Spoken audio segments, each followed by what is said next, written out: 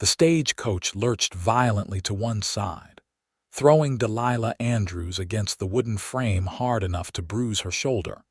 And through the frost-covered window, she watched the world disappear into sheets of blinding white snow that had no business falling this hard in Arizona territory, even in January of 1883. She had traveled from Boston with nothing but 2 worn carpetbags and a letter of introduction to a man named Samuel Hutchins, a merchant in Mineral Park who had advertised for a wife in the matrimonial papers. The arrangement had seemed like Providence itself when Delilah found herself without prospects after her father's death left her penniless, and her aunt made it clear she was an unwelcome burden. Samuel's letters had been cordial if not passionate, describing a prosperous business and a comfortable home. He had sent money for her passage and promised a stable future. What more could a 22-year-old woman with no family and no fortune ask for? The driver shouted something incomprehensible over the howling wind, and the stagecoach shuddered to a complete stop. Delilah pulled her wool shawl tighter around her shoulders, her breath forming clouds in the frigid air despite the enclosed cabin.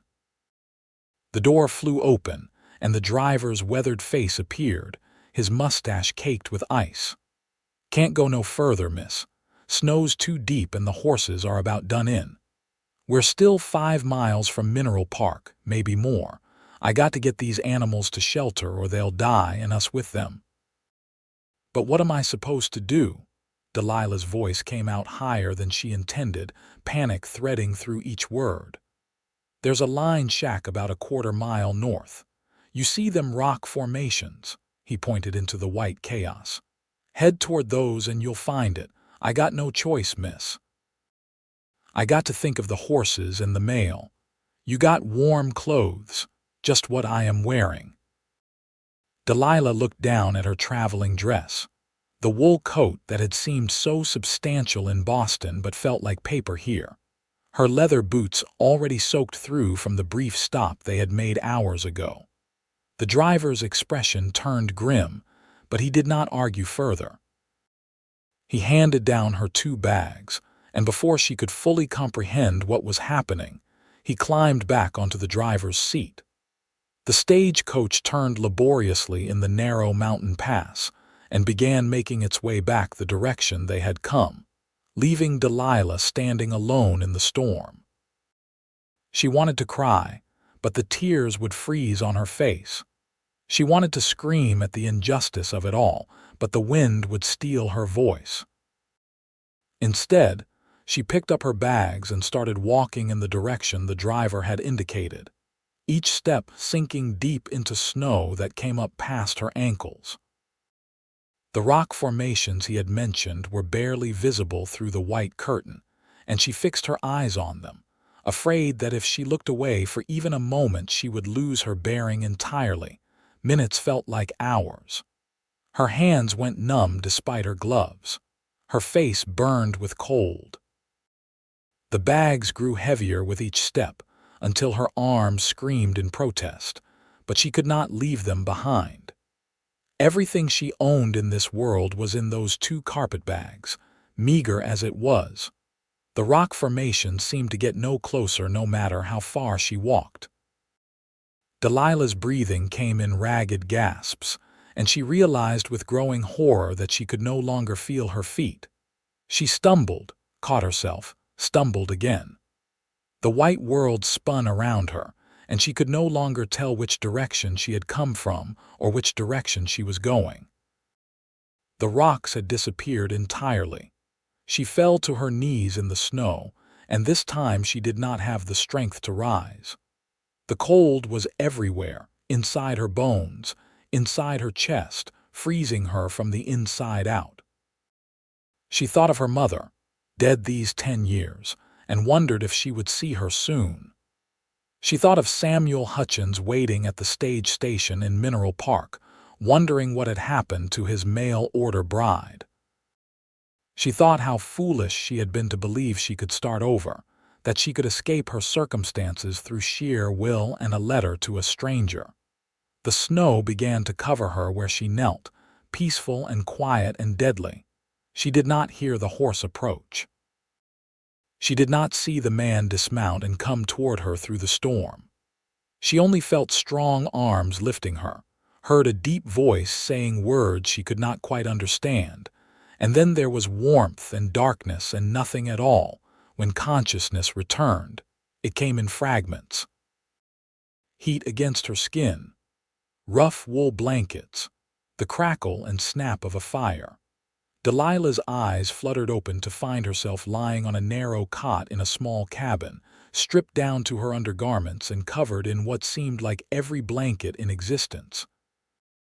Her clothes hung on a line near a potbelly stove, steam rising from the damp fabric. A man sat in a chair near the fire, his back to her, broad shoulders outlined in the flickering light. He was whittling something, the knife moving with practiced ease, and beside him on a rough-hewn table sat her 2 carpetbags. "You are awake." His voice was the same deep rumble she had heard before losing consciousness, and he turned to face her. He was younger than she expected, perhaps 27 or 28, with dark hair that needed cutting and eyes that were an unusual shade of gray. His face was angular and weathered from sun and wind, with several days' worth of stubble darkening his jaw. There was something guarded in his expression, a wariness that suggested a man who had learned not to trust easily. "Where am I?" Delilah's voice came out as barely a whisper, her throat raw and painful. "Line shack about 7 miles outside of Mineral Park. I am Owen Jameson. I work for the Bar Double J Ranch, and this is one of our winter camps." He set down his whittling and moved closer, stopping at a respectful distance. "What in God's name were you doing out in that storm?" The stage driver left me. He said there was a shelter, but I could not find it. The memory brought tears to her eyes, and she blinked them back furiously. She had not survived this ordeal only to weep like a child in front of a stranger. "Left you?" Owen's jaw tightened, anger flashing across his features. What driver leaves a woman alone in a blizzard? "I ought to find him and teach him about responsibility. He said the horses would die. Horses can be replaced. You cannot." Owen turned away and busied himself at the stove, ladling something into a tin cup. "You were nearly frozen when I found you. Another 10 minutes and you would have been past saving. As it is, you are lucky you did not lose any fingers or toes to frostbite. Drink this." He held out the cup, and Delilah struggled to sit up, keeping the blankets clutched around her. The movement made her head spin, but she managed to take the cup with shaking hands. The liquid inside was some kind of broth, rich and salty, and it burned going down in the most wonderful way. She drank it in greedy gulps, not caring about dignity or manners. "Slow down or you will make yourself sick," Owen warned, but there was something almost gentle in his tone. Delilah forced herself to sip more slowly, and as the warmth spread through her body, 1,000 questions crowded her mind. "How did you find me?" "I was checking on the line shacks, making sure they were stocked for any riders who might need them. The storm came up faster than anyone predicted. I was heading back to the main ranch when I saw something dark in the snow. I thought maybe it was a calf that had wandered from the herd." He paused, his gray eyes meeting hers. "You were kneeling there like you were praying, covered in snow. I have never moved so fast in my life. You saved my life." The simple words seemed inadequate for the magnitude of what he had done. "I did what anyone would do." The stage driver did not. Owen's expression darkened again, but he did not respond to that. Instead, he moved back to his chair and picked up his whittling. "The storm should blow itself out by morning. Once it is safe, I will take you wherever you need to go." "Where were you headed?" "Mineral Park. I am supposed to meet someone there." Delilah hesitated, then decided there was no point in hiding the truth. Owen had seen her in her undergarments, had saved her from freezing to death. Modesty and pretense seemed foolish now. I am a mail-order bride. I traveled from Boston to marry a man named Samuel Hutchins. The knife slipped in Owen's hand, and for a moment she thought he had cut himself, but he recovered quickly. When he looked at her again, his expression was carefully neutral. Samuel Hutchins, the merchant. Yes, you know him. Everyone in Mineral Park knows Sam Hutchins. He owns half the businesses in town. Owen's voice had gone flat, and Delilah could not read his face in the firelight. Is he not a good man? Fear crept into her voice. She had taken such a leap of faith in coming here, trusting the words in those carefully written letters. What if she had been wrong? What if Samuel Hutchins was cruel or dishonest? Owen was quiet for a long moment, the only sound the crackling fire and the wind howling outside. Finally, he said, Sam is respectable enough, honest in his business dealings, pays his debts. He is also 53 years old, set in his ways and mean-tempered when things do not go according to his plans. 53. Delilah had known Samuel was older, but he had not specified his age in his letters, and she had imagined perhaps 40, maybe 45. More than twice her age seemed suddenly overwhelming. But what choice did she have? She had no money to return to Boston, no home to return to. Samuel Hutchins represented security, a roof over her head, a respectable position as a merchant's wife. I see, she said quietly. You do not have to marry him. Owen's words came out almost harsh, and he cleared his throat. What I mean is, you have choices. You could find work in Mineral Park or in Kingman. There are restaurants and hotels that need workers. I have no references, no experience except helping my father with his bookkeeping before he died, and I have no money, Mr. Jameson. Not even enough for a stage ticket back east, even if I wanted to go. Delilah set down the empty cup, suddenly exhausted. I appreciate your concern, but I made a commitment to Mr. Hutchins. He paid for my passage. The least I can do is meet him as promised. Owen's jaw worked as if he wanted to say more, but he simply nodded and turned back to his whittling. Silence fell between them, not entirely comfortable but not hostile either. Delilah lay back down, pulling the blankets up to her chin. Her body ached in 100 places, and her mind felt foggy with exhaustion. She should feel afraid, alone in a cabin with a strange man, but somehow she did not. Owen Jameson had saved her life and asked nothing in return. He had been respectful and kind. If anything, she felt safer here in this rough-lined shack than she had in months. Sleep crept over her gradually, and the last thing she saw before her eyes closed was Owen's profile outlined in firelight, strong and solid as the mountains themselves. She woke once in the deep night to find him adding wood to the fire, moving quietly so as not to disturb her. He had spread his own bedroll on the floor near the door, as far from her cot as the small space allowed, and she understood the gesture for what it was. A promise that she was safe, that he would not take advantage of her vulnerability. When morning came, pale light filtered through the single window, and the howling wind had fallen silent. Delilah sat up carefully, her body stiff and sore, to find Owen already awake and dressed. He had turned his back to give her privacy, and her clothes lay folded on the chair, dry and warm. "How do you feel?" he asked without turning around. "Like I was trampled by a horse and left for dead." She tried to make her voice light, but the words came out shaky. Everything that had happened yesterday felt surreal in the harsh light of morning. "That sounds about right. Get dressed and we will head to town. Storm has passed, but the snow is deep. We will have to ride double on my horse." Delilah dressed quickly, her fingers still clumsy with the buttons and laces. The thought of riding pressed against Owen Jameson's back made her face heat despite the cold, but there was no alternative. When she finally stood fully clothed, he turned and gave her a critical once-over. "You will do. Can you manage your bags if I tie them to the saddle?" "Yes." "Thank you, Mr. Jameson, for everything." "Owen," he said gruffly, "if we are going to ride together for the next few hours, you might as well call me Owen. Then you should call me Delilah."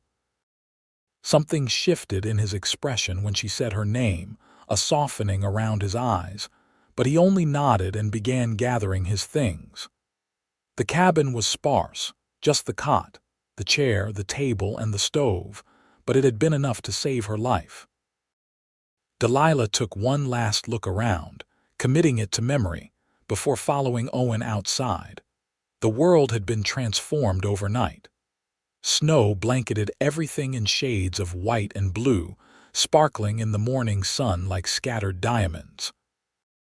The rock formations she had been searching for yesterday stood out clearly now, impossibly close. She had been walking in circles, she realized, dying within sight of salvation. Owen's horse was a tall bay gelding with intelligent eyes and a calm demeanor.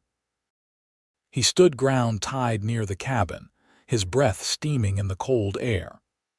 Owen secured Delilah's bags to the saddle with practiced efficiency, then mounted in one smooth motion and reached down to help her up. His hand was strong and calloused, and when she settled behind him on the horse, she had to wrap her arms around his waist to keep her balance.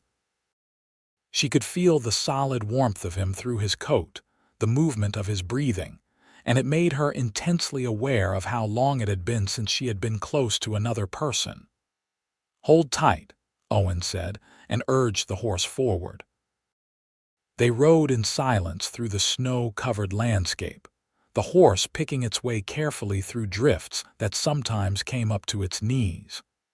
The sun climbed higher, brilliant and cold, turning the world into a study of light and shadow. Delilah had never seen anything like this stark beauty, so different from the refined prettiness of Boston's parks and streets. "Is it always this cold here?" she asked after a while, more to break the silence than because she truly needed to know. "No. Arizona can get cold in winter, especially up in the mountains, but this storm was unusual. Came down from the north faster than anyone expected. Most of the year it is hot and dry." Owen's voice rumbled in his chest, and she felt it as much as heard it. "You will probably hate the summer. Gets up over 100 degrees some days. I will adjust." She said it with more confidence than she felt. Everything about this place was foreign to her, from the landscape to the climate to the rough-hewn people. But she would adjust because she had no choice, because going back meant admitting defeat, meant being a burden on relatives who did not want her. "You are very determined," Owen observed, and there was something in his tone she could not quite identify. Admiration, perhaps, or maybe sadness. "I have to be." They rode on, and gradually the terrain began to change. The mountains gave way to rolling hills, and in the distance Delilah could see smoke rising from chimneys. Mineral Park, she assumed, though from this distance it looked like nothing more than a smudge against the snow. "Tell me about the town," she said. "What should I expect?" Owen was quiet for a moment, and she felt his shoulders tense beneath her arms. "It is a mining town mostly, silver and copper. There is a main street with the usual establishments: general store, saloon, hotel, restaurant, assay office. The Hutchins Mercantile is the biggest store in town. Samuel also owns a stake in one of the mines and some rental properties." He paused. "It is rough, like most mining towns. Lots of men, not many women. You will probably find it loud and crude compared to what you are used to." "I am tougher than I look. You would have to be to survive what you went through yesterday." There was warmth in Owen's voice now, something almost like respect. "Most people would have given up and died in that snow. I thought about it. Delilah admitted. For a moment when I fell, it seemed like it would be easier to just let go. But I kept thinking about my mother and how disappointed she would be if I quit. She always told me that Andrews women were fighters, that we did not give up when things got hard. Your mother sounds like she was a wise woman. She was. I wish she had lived long enough to see me grown. Maybe she could have given me advice about what to do after my father died, about whether I was making the right choice coming here. Owen's hand came up to briefly cover hers where they rested against his stomach, a gesture so quick she almost missed it. For what it is worth, I think you are brave. Foolish, maybe, to trust a stranger enough to travel halfway across the country, but brave. The touch had been fleeting, but it left Delilah's skin tingling.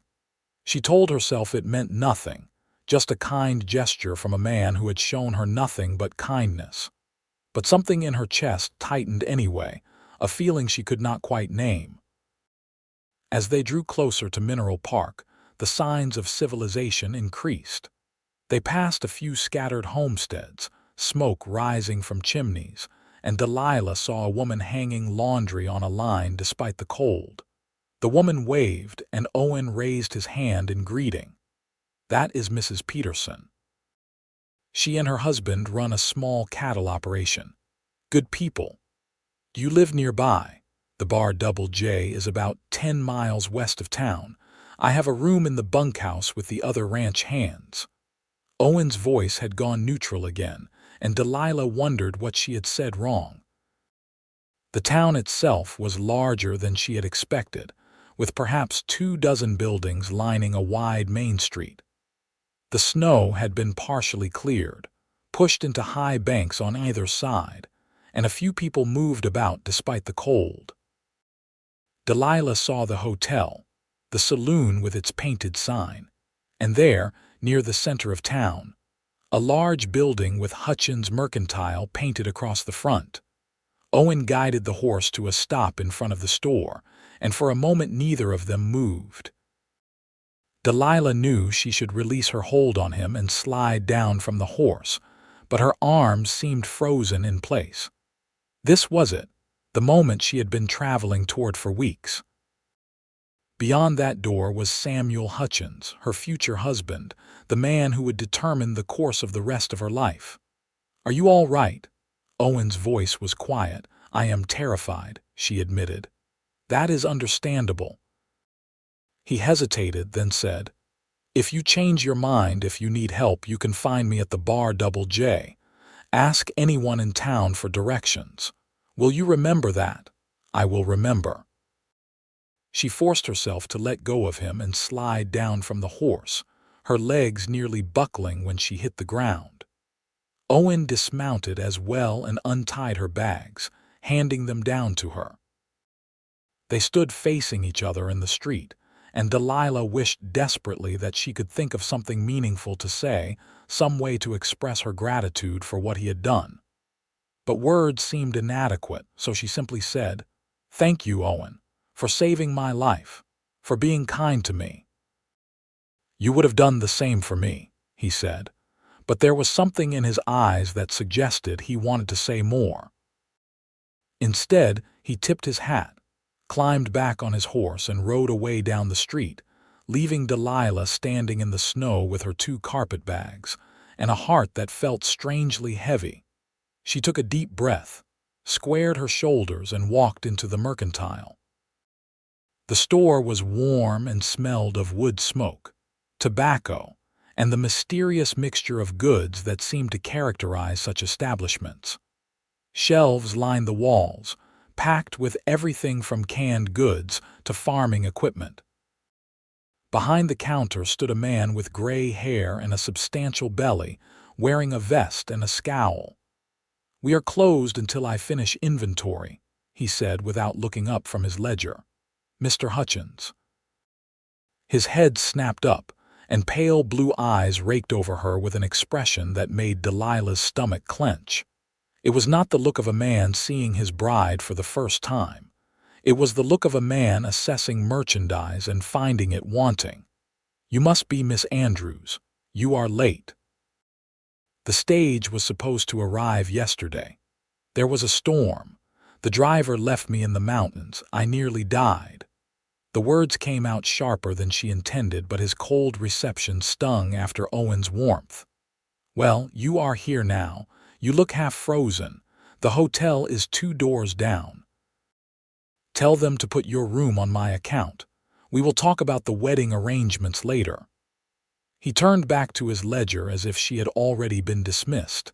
Delilah stood there, bags in hand, trying to process what had just happened. This man had sent for her, had paid for her passage, had exchanged letters with her for months. And now he could not even be bothered to offer her a kind word or a cup of tea. Mr. Hutchins, I would like to speak with you about our arrangement. He sighed heavily and set down his pen. Very well. What is there to discuss? You need a husband and security. I need a wife to manage my household and entertain when necessary. It is a business arrangement, Miss Andrews, nothing more. I trust that was clear from my letters. It had been clear, or at least Delilah had thought it was. But somehow standing here in front of this cold, irritable man made the reality of what she had agreed to crash down on her with terrible weight. When did you wish to have the wedding? She asked, proud that her voice remained steady. Next week, perhaps. I will check with the Reverend about his schedule. In the meantime, you will stay at the hotel.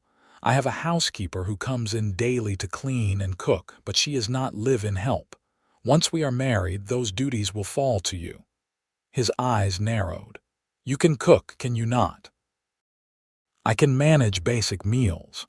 Basic will have to do. Now, if you will excuse me, I have work to complete. Delilah wanted to throw something at his smug face. She wanted to tell him exactly what she thought of his cold business proposition and his dismissive manner.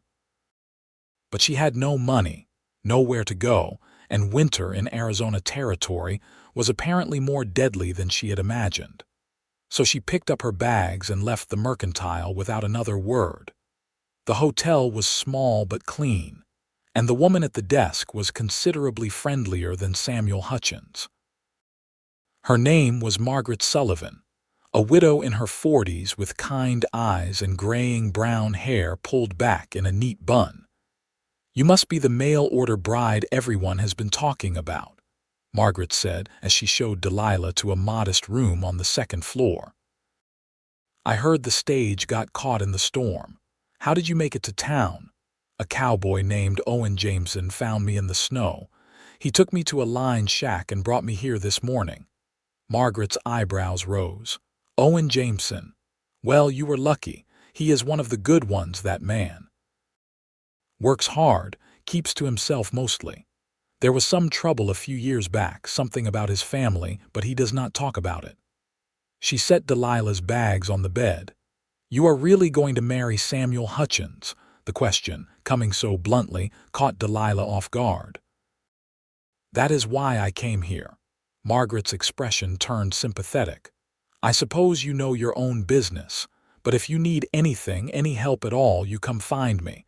A woman alone in a town like this needs friends. Thank you, Mrs. Sullivan. Margaret, please, and you are Delilah Andrews.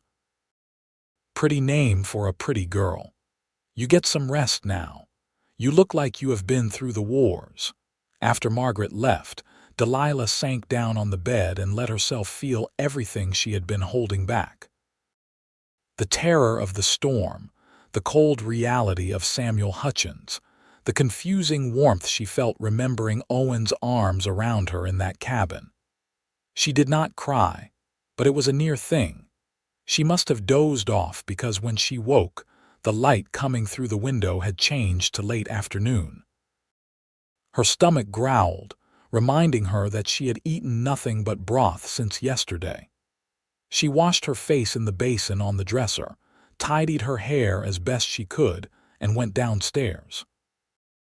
The hotel dining room was small, with only 6 tables, but the smells coming from the kitchen made Delilah's mouth water. Margaret appeared with a menu and a smile. The stew is good today, and fresh bread just came out of the oven. Delilah ordered both, along with coffee strong enough to strip paint, according to Margaret's cheerful warning. While she ate, she watched the few other diners, a pair of miners still dusty from their work, an older couple who seemed to be traveling through, and in the corner, a man in a fine suit who kept glancing at her with poorly concealed curiosity. She was just finishing her meal when the door opened and Owen walked in, still wearing his heavy coat, his dark hair wind-blown. His eyes found her immediately, and something in her chest loosened at the sight of him. "May I join you?" he asked, stopping at her table. "Please." He sat across from her, and Margaret appeared with coffee before he could even ask. The usual, "Owen, please, Margaret." When they were alone again, Owen looked at Delilah with those steady gray eyes. "How did it go with Samuel?" "About as warmly as you might expect, given your description of him." Delilah wrapped her hands around her coffee cup. "He barely looked at me, told me to stay here at the hotel until the wedding next week, made it very clear this is strictly a business arrangement." Owen's jaw tightened. "And you are still going through with it? What choice do I have?" The question came out more plaintive than she intended. "I am stuck here, Owen. I have no money, no prospects, nowhere else to go. Samuel Hutchins might not be a warm man, but he is offering me security and respectability. That is more than I had in Boston. You could work. Margaret might need help here at the hotel. Margaret is a widow running this place alone. She cannot afford to hire help. I asked her already." Delilah had not, actually, but she could see the strain around the older woman's eyes, the way she did everything herself from cooking to cleaning to managing the desk. Adding an employee would be impossible. Owen was silent as Margaret brought his food, a generous plate of stew and bread. When they were alone again, he said quietly, "I do not like the thought of you marrying Samuel Hutchins." "Why not? You said he is respectable, honest in his business. He is also cold and controlling and more than twice your age. You deserve better than a loveless marriage to a man who will treat you like an unpaid housekeeper." The passion in his voice surprised her, and Delilah found herself leaning forward. "What I deserve and what I can have are two different things. This is the reality of my situation, Owen. I made a commitment, and I intend to honor it." They stared at each other across the table, the air between them charged with something Delilah could not name. Finally, Owen looked away and began eating his stew, each bite seeming to require great concentration. "Will you stay in town tonight?" Delilah asked after a long silence. "No, I need to get back to the ranch. We have cattle scattered from here to Sunday because of the storm, and every hand is needed to round them up." He paused. "But I will be back. The ranch sends someone into town for supplies every week. If you need anything, you can leave a message for me at the Mercantile, at Samuel's store. That seems unwise." A ghost of a smile touched Owen's lips. "At the bar in the saloon, then. Tell Jimmy the bartender he will get word to me. I am not sure I should be going into saloons." "Fair point." "Then leave a message with Margaret. She is friends with half the ranch hands in the territory. Word will reach me." They finished their meal in companionable silence, and when Owen rose to leave, Delilah stood as well.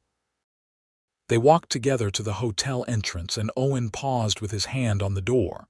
"Be careful, Delilah, and remember what I said. If you need help, if you change your mind, send for me." "I will. Thank you, Owen, for everything." He looked like he wanted to say something more, his hand still on the door, his gray eyes searching her face. But whatever words he was looking for did not come. He simply tipped his hat and walked out into the cold evening, leaving Delilah standing in the doorway watching him go. The next week passed in a strange limbo. Delilah saw Samuel Hutchins twice more, both brief meetings to discuss practical matters. The wedding would be on Saturday, a simple ceremony at the church with just a few witnesses. She would move her things into his house immediately after. He showed her the place one afternoon, a large frame house on the edge of town that was well built but utterly devoid of warmth or personality. The furniture was expensive but uncomfortable, the walls bare of decoration, everything arranged with rigid precision. "I expect the house to be kept clean and orderly," Samuel told her as they walked through the rooms.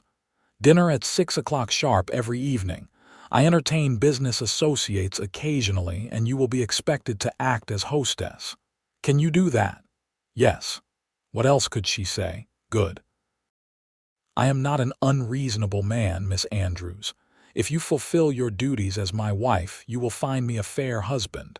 But I will not tolerate laziness or disobedience. My first wife understood that."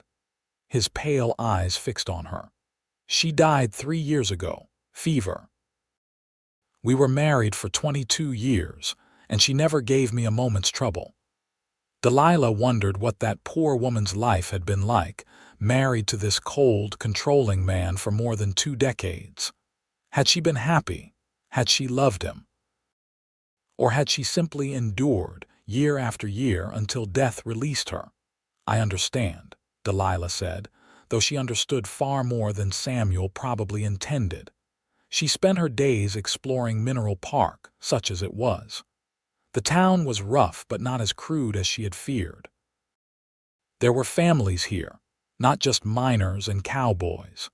She met the Reverend's wife, Mrs. Carson, a brisk, efficient woman who welcomed her to the community with more warmth than Samuel had managed.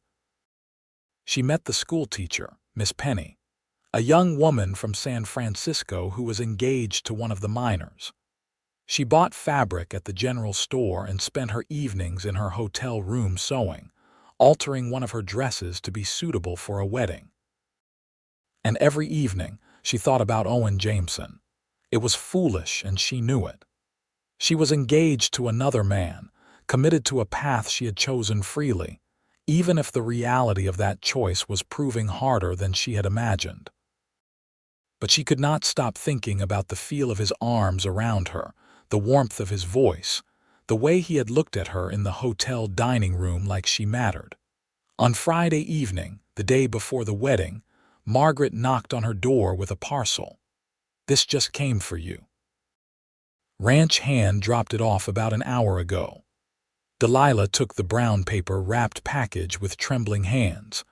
There was no note, no return address, but she knew with absolute certainty who it was from.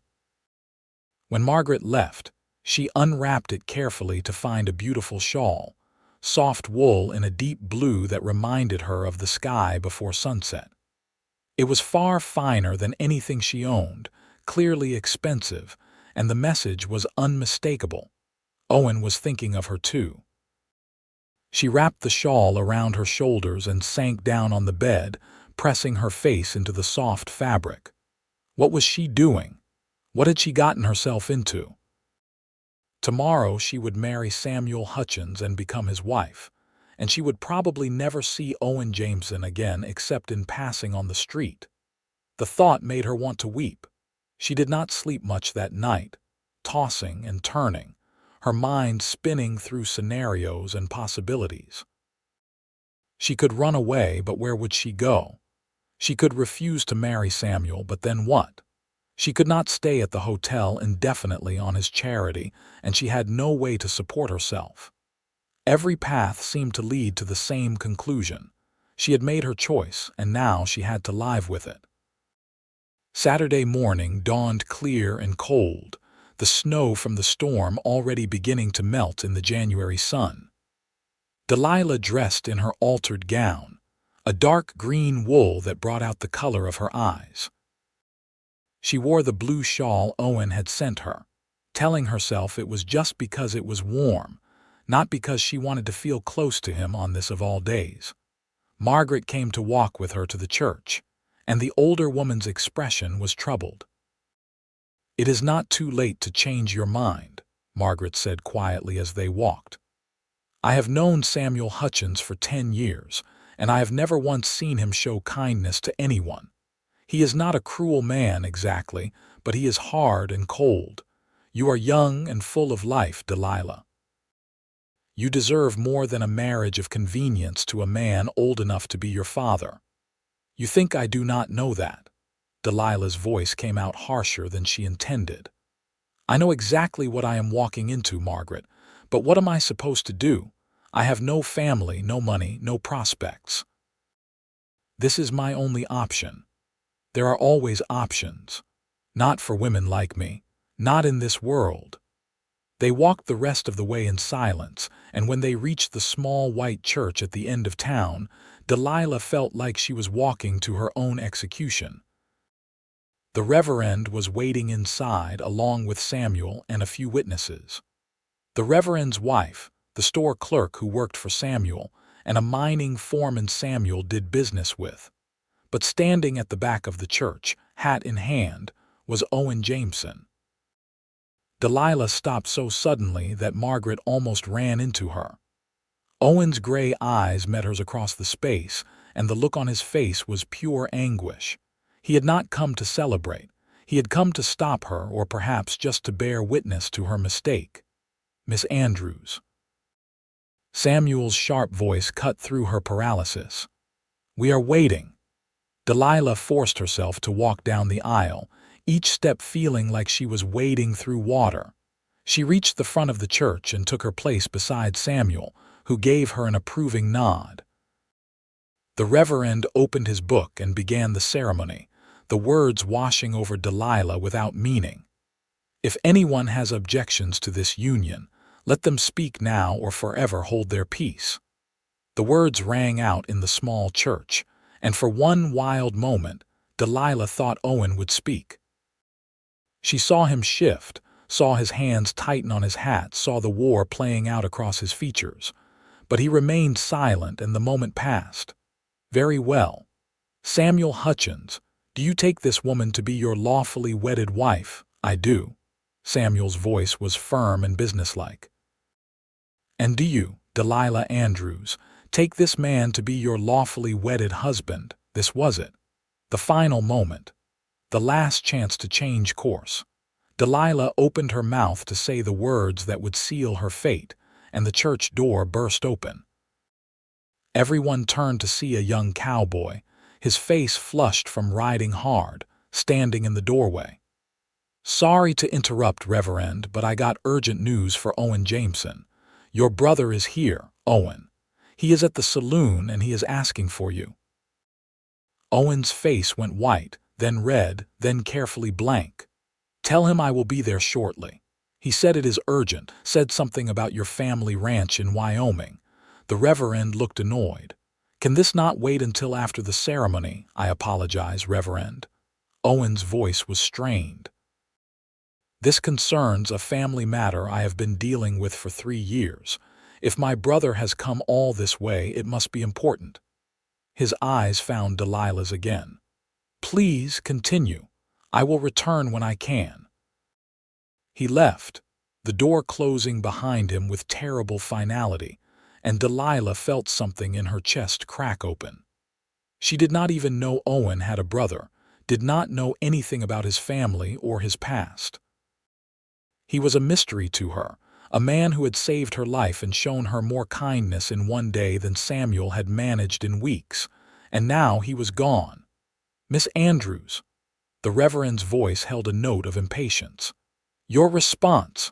Delilah looked at Samuel, at his cold, pale eyes and thin mouth. She looked at Margaret, whose face was full of sympathy. She looked at the church door through which Owen had disappeared. I am sorry, she said, her voice barely above a whisper. I cannot do this. Samuel's face darkened with anger. What do you mean you cannot do this? We had an agreement. I know, and I am sorry. I will find some way to repay you for my passage, but I cannot marry you. This is wrong. It would be wrong for both of us. You foolish girl. Samuel's voice dripped with contempt. You think you have better options. You think some cowboy is going to marry you. Owen Jameson has nothing. He is a ranch hand with a shameful past and no future. I am offering you security and respectability. You are offering me a prison sentence. The words came out stronger now, fueled by a growing certainty that she was doing the right thing, even if it was terrifying. I would rather struggle and be free than live in comfortable misery. Then you are an idiot. Get out of my sight, and do not expect any help from me. You have made your choice. Now live with it. Delilah did not wait for him to change his mind. She walked back down the aisle with her head high, even though her legs were shaking. Margaret followed her, and when they were outside the church, the older woman pulled her into a fierce hug. "That took courage," Margaret said. "I am proud of you. I have no idea what I am going to do now. First, you are going to come back to the hotel with me. Second, we are going to have a large glass of whiskey, respectability be damned. Third, we are going to figure this out together." Margaret linked her arm through Delilah's. "And fourth, if you want, we are going to walk over to that saloon and tell Owen Jameson how you feel about him. I barely know him. And yet you just gave up a secure future because you could not stop thinking about him. That seems significant." Delilah started to protest, then stopped. Margaret was right. She had been lying to herself all week, pretending her feelings for Owen were just gratitude or admiration. But the truth was she had fallen for him, hard and fast, in the space of a single night in a lined shack and a few stolen conversations. It was irrational and probably doomed, but it was real. What if he does not feel the same way? Then at least you will know. But something tells me a man does not send expensive shawls to women he does not care about. They walked to the saloon, which was not nearly as scandalous as Delilah had imagined. It was mid-morning and mostly empty except for a few early drinkers and two men sitting at a back table deep in conversation. One of them was Owen. The other was a younger man who bore enough resemblance to be his brother, though his face was harder, his eyes colder. Owen saw her immediately and stood, his expression a mixture of confusion and hope. "Delilah, what are you doing here? What about the wedding?" I called it off. The words hung in the air between them, and Owen's face went through about 6 different emotions in as many seconds. "You what?" I called off the wedding. I could not marry Samuel Hutchins. She took a step closer, acutely aware of the other people in the saloon watching this drama unfold. "Owen, I barely know you. We have spent maybe a total of 24 hours together. But in that time, you showed me more kindness and respect than Samuel managed in weeks of letters and several meetings. And I realized I could not commit my life to a man I do not love when there is someone else I cannot stop thinking about." Owen closed the distance between them in 2 long strides. "Are you saying what I think you are saying? I am saying I have feelings for you, strong feelings. And if there is any chance you feel the same way, I would rather take that risk than marry someone safe and spend the rest of my life wondering what could have been. Any chance?" Owen's voice was rough with emotion. "Delilah, I have thought of nothing but you since I pulled you out of that snow. I came to that church today because I could not let you marry Samuel without knowing how I felt, but I could not bring myself to speak up and ruin your chance at security. I thought I was doing the right thing by staying silent. You were miserable. I was dying inside." His hands came up to frame her face, his calloused fingers gentle against her skin. "But you need to know something before this goes any further. My brother is here because of trouble back in Wyoming. 3 years ago, my father died and left our family ranch to me and my brother Jacob to run together. We fought constantly. Jacob wanted to sell to a big cattle outfit, and I wanted to keep it in the family. We said terrible things to each other, and finally I left. I came here to make my own way, swore I would never go back. Why is Jacob here now?" Owen glanced back at his brother, and some silent communication passed between them. "Tell her," Jacob said. "She deserves to know what she is getting into." Owen's hands dropped from her face, but he caught one of her hands in his. The cattle outfit Jacob wanted to sell to went ahead and bought up all the land around our ranch. They have been pressuring him to sell, cutting off access to water, running their cattle onto our grazing land. Jacob came here to ask for my help. If I go back, we can fight them together, try to save what our father built. But it means going back to Wyoming to a hard fight with no guarantee of success. And you want me to come with you? Delilah tried to keep her voice steady, but inside her heart was pounding. I want you to understand what you would be choosing. I am not wealthy like Samuel. I do not have a comfortable house in town or a successful business. What I have is half ownership in a struggling ranch that might fail, a brother I have not spoken to in 3 years, and the certainty that I am falling in love with you so fast it terrifies me. His gray eyes were fierce and honest. If you choose me, Delilah, I cannot promise you comfort or security. But I can promise you that I will spend every day trying to make you happy, that I will never treat you like property or take you for granted, and that I will love you with everything I have. Delilah's eyes burned with unshed tears. That is all I ever wanted. Owen pulled her into his arms and kissed her, and the saloon erupted in whoops and hollers. When they finally broke apart, both breathing hard, Delilah saw Margaret dabbing at her eyes with a handkerchief and Jacob wearing an expression of grudging approval. "So you will come to Wyoming with me?" Owen asked, his forehead resting against hers. "I will go anywhere with you." "We should get married first. I will not have people talking about you." "When?" "Today, if you are willing. We need to leave soon if we are going to get to Wyoming before spring. The ranch needs both of us there." Delilah started to laugh, and once she started, she could not stop. She had come to Mineral Park to marry a stranger, had nearly died in a snowstorm, had called off one wedding, and now she was about to agree to another one, to a man she had known for barely a week. It was madness. It was reckless. It was absolutely the right thing to do. "Yes," she said when she could finally speak. "Let's get married today." They walked back to the church together, Owen's arm around her shoulders, Delilah leaning into his warmth. The Reverend was less than pleased to see them again, but when Owen explained the situation and Margaret vouched for both of them, he agreed to perform another ceremony. "This is highly irregular," the Reverend muttered. "2 wedding ceremonies in one day for the same bride." "Just be grateful one of them is to someone she actually wants to marry," Margaret said tartly. This ceremony was nothing like the first one. There was no stiffness, no dread, just Owen's hand warm in hers and his voice steady and sure as he spoke his vows. When it was Delilah's turn, she looked into his gray eyes and promised to love him, to stand beside him, to build a life together no matter what challenges they faced. "I now pronounce you man and wife," the Reverend said, and Owen kissed her again, softer this time, full of promise and hope. They had a wedding dinner at the hotel, just the 4 of them.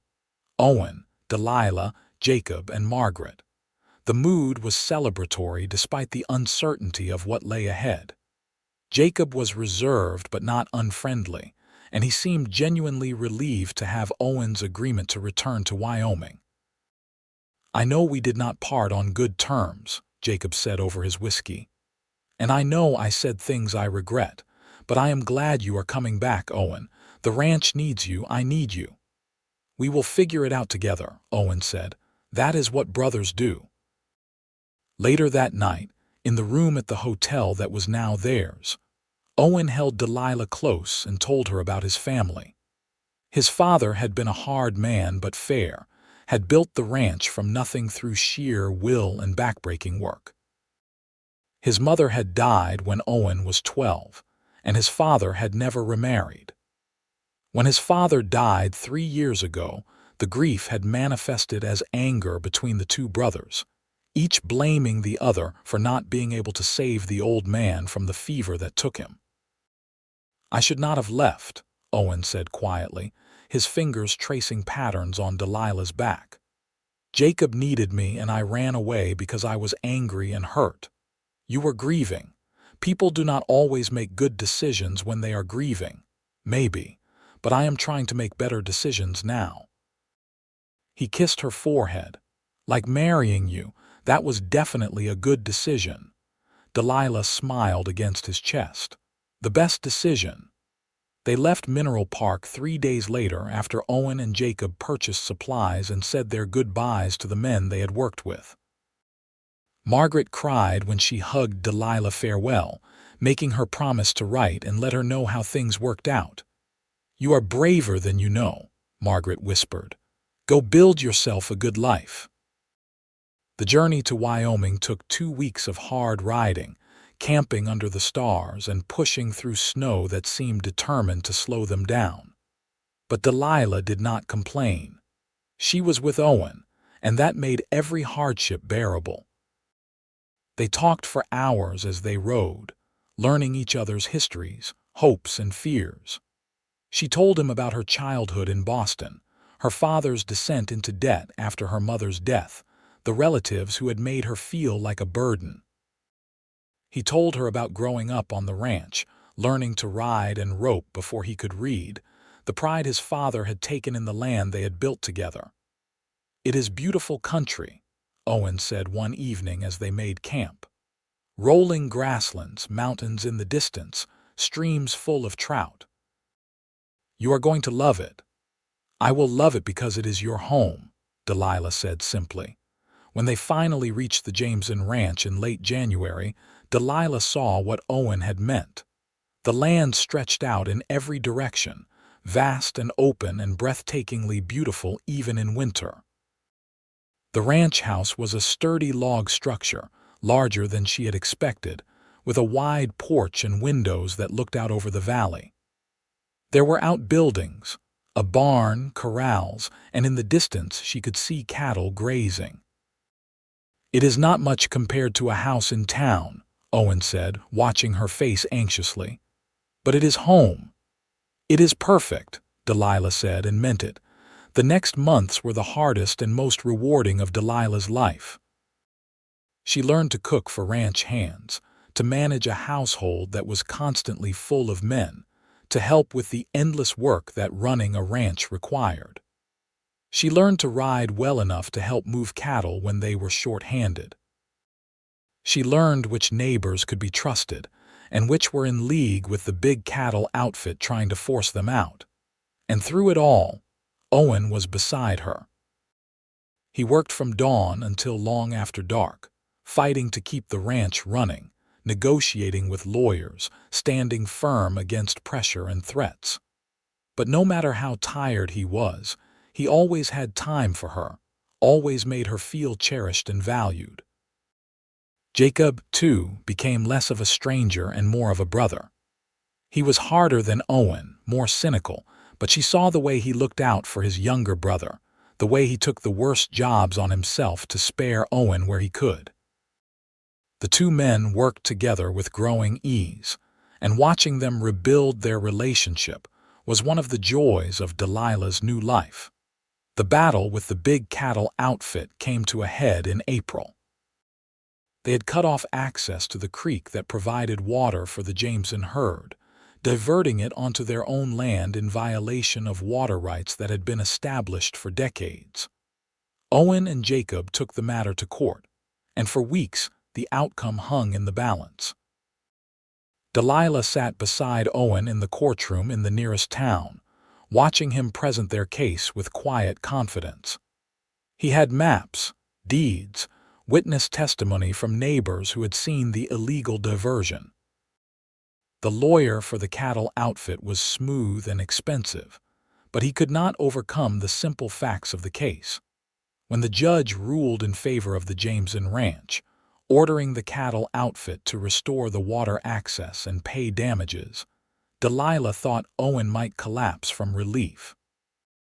Instead, he pulled her into his arms right there in the courtroom and held her like she was the only thing keeping him standing. "We did it," he whispered against her hair. "We actually did it." "You did it," she corrected. You and Jacob, I just stood beside you. You did more than that. You gave me a reason to fight. Before you, I did not care enough about the ranch to do what needed to be done, but I wanted to build something for us, for our future. You made me care again. The victory in court marked a turning point. With the water access restored and the legal harassment ended, the ranch began to thrive again. They hired more hands, expanded their herd, made improvements to the house and outbuildings. By summer, the Jameson ranch was prosperous enough that Owen could afford to buy Jacob out of his half if he wanted. But Jacob had no interest in leaving. He had made his own peace with the land and the life, and besides, as he told Delilah one evening, he was thinking about courting the schoolteacher in the nearest town. "That is wonderful," Delilah said, delighted. "What is she like? Smart, pretty, patient enough to deal with someone like me?" Jacob smiled, a rare thing that transformed his hard face. "Her name is Sarah. I think you would like her." By autumn, Delilah knew she was pregnant.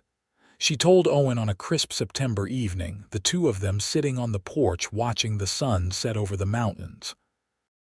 He went very still, then turned to her with wonder in his eyes. "Are you certain?" "As certain as I can be.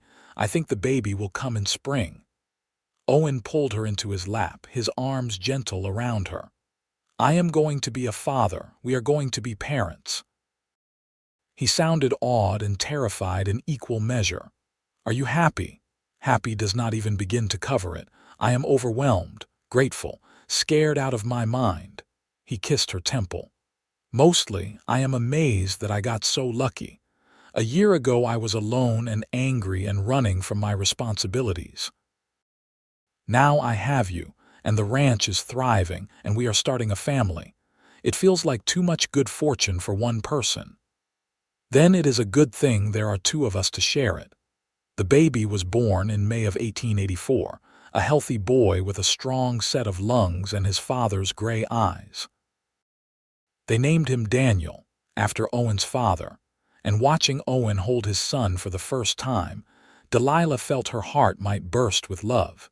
Jacob had married Sarah 2 months before the baby was born, and she was a steadying presence in those early chaotic weeks of new parenthood.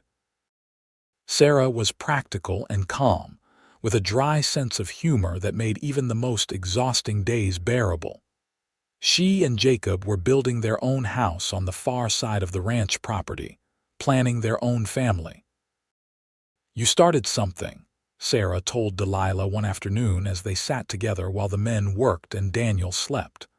"When you chose love over security, when you took that risk, you reminded these stubborn Jameson men what actually matters in life. I just followed my heart." "That is what I mean. Sometimes following your heart is the bravest thing you can do." The years that followed were full of the ordinary joys and struggles of ranch life. There were hard winters and dry summers, years when the cattle prices were good and years when they barely scraped by. Delilah had 2 more children, a daughter named Rose in 1886 and another son, Thomas, in 1888. The house rang with children's laughter, and the ranch prospered under the combined efforts of 2 brothers who had finally learned to work together. Owen proved to be everything he had promised: a devoted husband, a loving father, a partner in every sense of the word. He never made her feel less than equal, always valued her opinions, always made time for her even when the work was overwhelming. And every night, no matter how tired they were, he held her close and told her he loved her. Delilah thought sometimes about that snowy day in January when she had nearly died, when Owen had found her and saved her life. It seemed like a lifetime ago, like it had happened to a different person.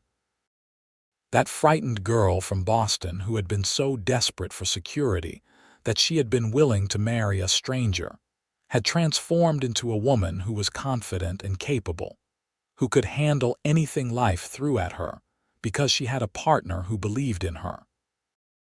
On their 10th wedding anniversary, Owen presented her with a gift, a beautiful shawl, deep blue like the one he had sent her before their wedding, but even finer. "To replace the one that is getting worn out," he said with a smile, "although I know you will never get rid of the first one." "Never," Delilah agreed, laughing. "That shawl represents the moment I knew for certain you cared about me. I will keep it until it falls apart. I have cared about you since the moment I pulled you out of that snow." Owen's voice went serious. "Maybe even before that. Maybe from the instant I saw you kneeling there like you were praying, something in me recognized you. I know that sounds foolish. It does not sound foolish at all." Delilah wrapped her arms around his neck. "I think we were meant to find each other, Owen. Everything that happened, the storm and the stage driver leaving me and you finding me, it was all leading to this, to us. Then I am grateful for that storm, even though it nearly took you from me before I had you." They kissed, 10 years of love and partnership and shared life in that single moment, and Delilah thought about how different her life would have been if she had married Samuel Hutchins. She would have been comfortable, perhaps, but miserable. She would have had security but no joy, respectability but no love. Instead, she had chosen risk and hope, and it had given her everything she never knew she needed. As the years continued to pass, the Jameson Ranch became one of the most successful in the territory. Daniel grew into a serious, hard-working boy who idolized his father and uncle. Rose was bright and stubborn, always getting into mischief, always asking questions. Thomas was the baby, sweet-natured and affectionate, content to follow wherever his older siblings led. Jacob and Sarah had 3 children of their own, and the ranch house was expanded to accommodate the growing family.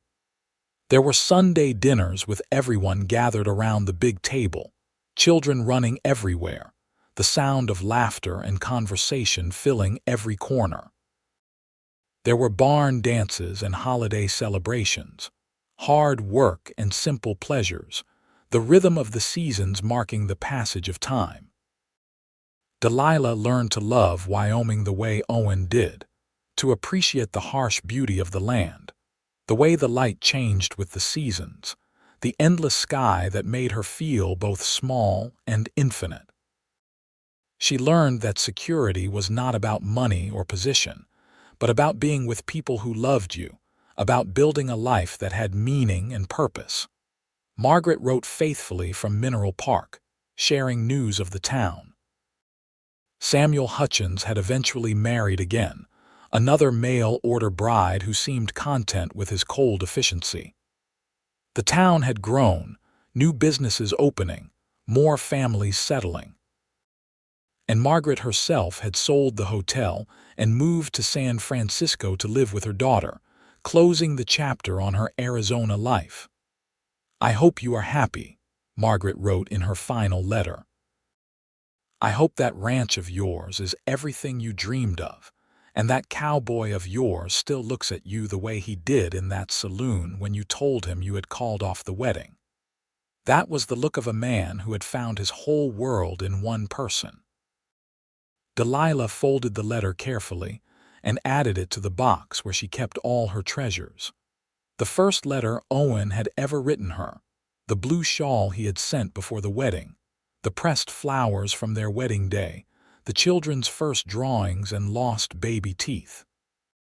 Pieces of a life well lived, evidence of love that had started in a snowstorm and grown into something vast and enduring. On a summer evening in 1893, when Delilah was 32 and Owen was 37, they sat together on the porch watching their children play in the yard. Daniel was teaching Rose to rope, while Thomas chased the barn cat with more enthusiasm than success. The sun was setting, painting the sky in shades of orange and pink, and somewhere in the distance they could hear Jacob and Sarah's children shouting with laughter. "You ever regret it?" Owen asked quietly, his hand finding hers. "Giving up the security Samuel could have offered you, The life in town, the comfort. Delilah turned to look at him, this man who had saved her life in more ways than one, who had given her love and partnership and a family and a home.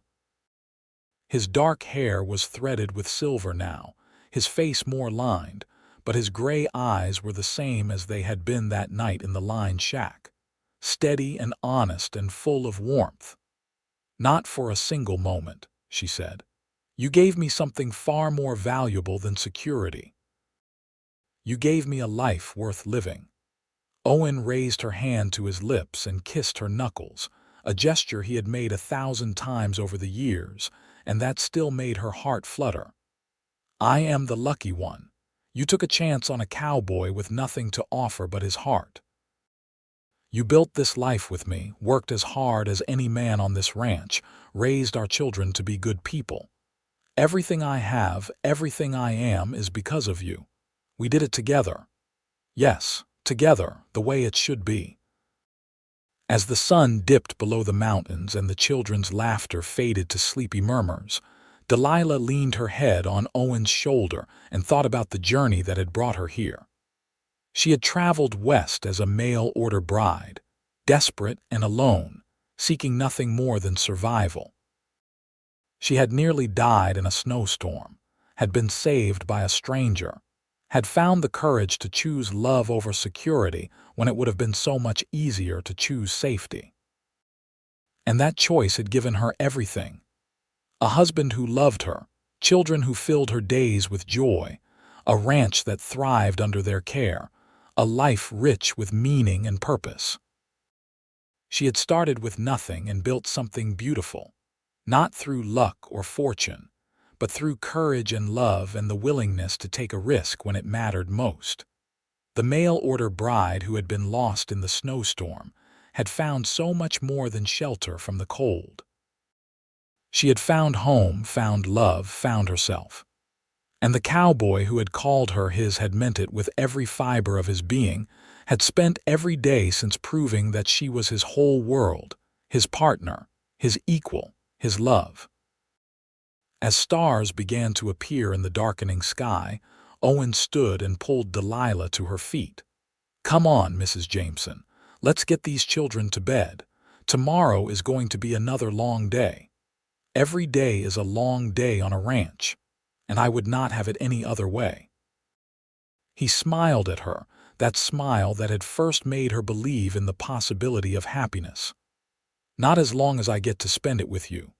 They walked into the house together, hand in hand, ready for whatever tomorrow would bring. Behind them, the Wyoming sky stretched out infinite and beautiful, full of stars and promise and all the possibilities that came with choosing love over fear, with taking the risk even when the outcome was uncertain, with believing that sometimes the greatest adventures came from following your heart into the unknown. The mail-order bride had been lost in a snowstorm, but the cowboy had found her and called her his. And together, they had built a love story that would endure for all their days, a testament to the power of courage and hope and the simple truth that sometimes the best things in life come when you are brave enough to reach for them. Years continued to pass with the steady rhythm of ranch life. By the time Daniel was 16, he was working alongside his father and uncle as a full partner in the ranch operations, showing the same dedication and work ethic that had made the Jameson Ranch a success. Rose, at 14, had announced her intention to become a veterinarian, a bold ambition for a young woman in 1894, but neither Owen nor Delilah discouraged her dreams. Thomas, at 12, was already showing talent with horses, able to gentle even the most stubborn animals with patience and kindness. Jacob and Sarah's children were equally thriving, and the two families formed a tight-knit clan that supported each other through everything.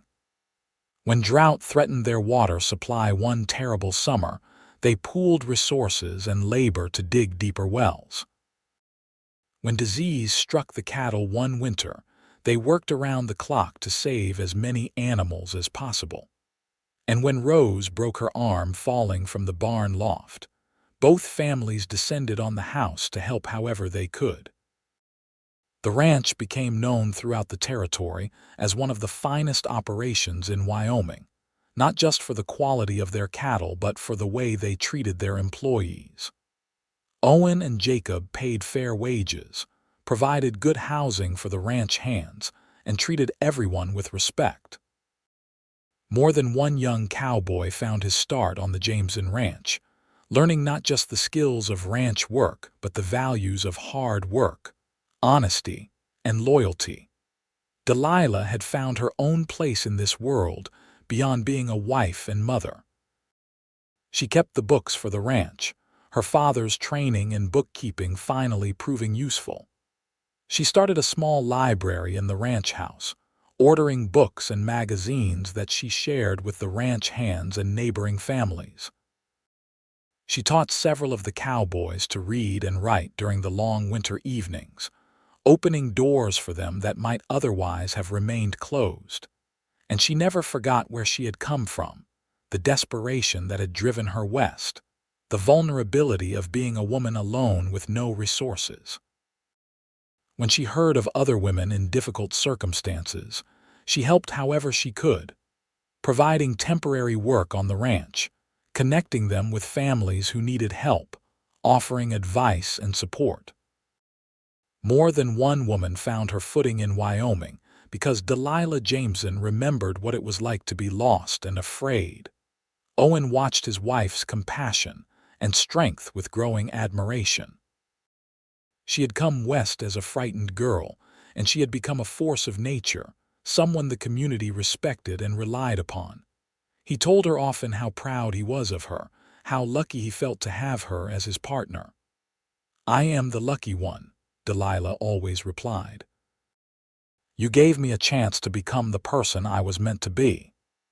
As the new century approached, bringing changes and challenges no one could have predicted, the Jameson family faced the future with confidence born of years of weathering storms together. They had survived drought and disease, economic downturns and personal losses. They had buried Jacob and Sarah's youngest son when scarlet fever took him at age 5, had wept together and held each other through the grief.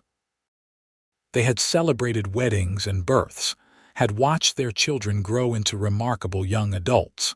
And through it all, Owen and Delilah's love had only deepened. 20 years after that snowy day in Arizona when their lives had intersected, they still reached for each other in the night, still found comfort and joy in each other's presence, still made each other laugh and dream and hope. On a cold December evening in 1899, as the old century prepared to give way to the new, the entire extended family gathered at the ranch house for a celebration. Daniel had just announced his engagement to a neighboring rancher's daughter, a sensible young woman named Catherine who could ride and rope as well as any man.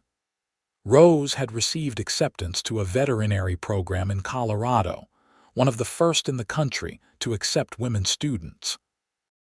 Thomas had won a blue ribbon at the county fair for a horse he had trained himself.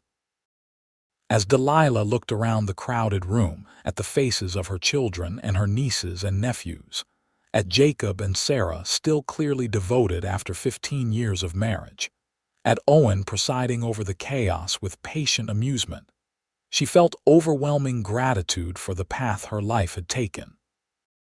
She thought of that desperate young woman standing in the snow, certain she was going to die, with nothing to her name but 2 carpetbags and a letter of introduction to a man she had never met. If someone had told her then that within 24 hours she would meet the love of her life, that she would call off one wedding and immediately agree to another, that she would travel to Wyoming and help build a thriving ranch and raise 3 children and become part of a community that valued her, she never would have believed it. But here she was, living proof that sometimes the worst moments lead to the best outcomes, that sometimes losing your way is the only path to finding where you truly belong. Owen caught her eye across the room and smiled, that same warm smile that had first made her believe in possibilities. He made his way through the crowd to her side and slipped his arm around her waist. "What are you thinking about?" he asked quietly. "Everything. Nothing. How lucky we are. We make our own luck," Owen said. "We chose each other, we worked hard, we did not give up when things got difficult." "That is not luck, that is love and determination." "Maybe it is both. Maybe it is." He kissed her temple. "I love you, Delilah. I have loved you from the moment I saw you kneeling in that snow, and I will love you until I take my last breath. And I love you. Thank you for finding me. Thank you for calling me yours. You have always been mine, just as I have always been yours. We were just waiting to find each other."